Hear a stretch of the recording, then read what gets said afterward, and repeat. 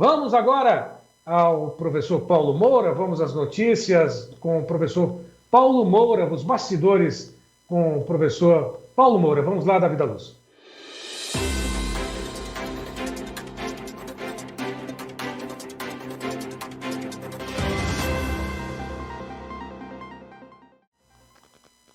Professor Paulo Moura, análise da tarde. Boa tarde, como vai? Tudo bem? Tudo bem, Sérgio. Boa tarde a você e aos amigos do Tempo e Dinheiro. O que está acontecendo lá em Brasília? O que está acontecendo com o senador Marco Duval?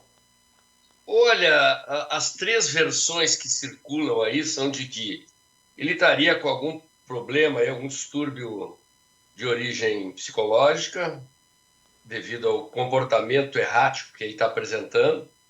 A última novidade é que ele apresentou um suposto relatório da ABIN que comprovaria o que ele está dizendo. A imprensa foi consultar a ABIN disse que aquilo que ele mostrou é um calendário que a empresa entrega para os seus servidores, aqueles calendários de mesa, né?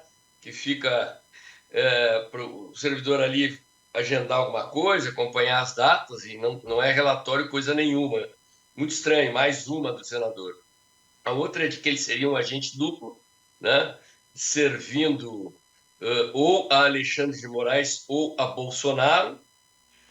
Não dá para saber a quem ele de fato está servindo, porque a atuação dele é completamente confusa, errática, diz sobre várias coisas. E a terceira versão, a última, que foi lançada pelo PT, é de que ele estaria criando o ambiente para que se criasse uma CPI que investigue o 8 de janeiro no Senado. Olha, eu não boto a mão no fogo por essa última versão, embora eu acho que ela possa servir para isso, se tiver algum senador interessado em investigar, porque eu acho importante, né, que essa investigação não fique apenas com o STF e com a Polícia Federal, mas é muito difícil de acreditar que ele esteja movido por esse interesse, pela confusão que ele está armando.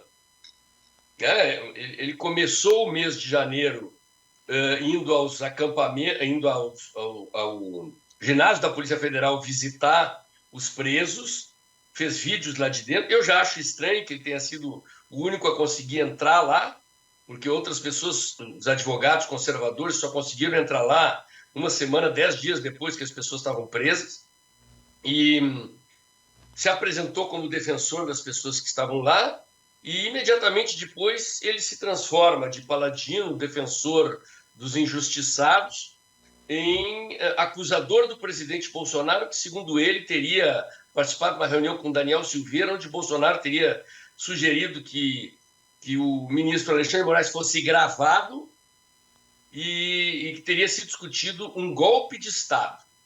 Depois ele diz que ia renunciar, e depois ele disse que iria renunciar e disse que o presidente Bolsonaro teria proposto o tal do golpe, que foi uma conversa que o Daniel Silveira teria falado e que o presidente teria ficado quieto durante toda a reunião em que supostamente teria sido abordado esse tema. Então, é uma salada de fruta, né, que revela que o senador está com algum problema ali. Se não for falha de caráter, né, que também não descarta a possibilidade de que está com algum distúrbio mental. É realmente muito estranho a conduta que ele está apresentando. Né?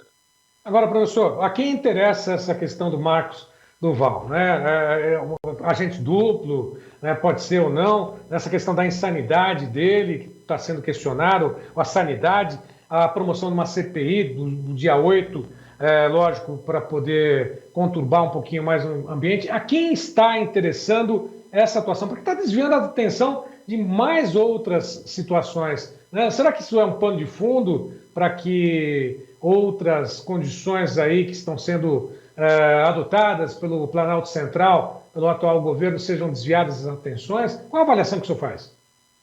Sérgio, assim, eu respondendo bem objetivamente a tua pergunta, eu acho que esta confusão que o senador causou se prestou para colocar o presidente Bolsonaro no banco dos réus.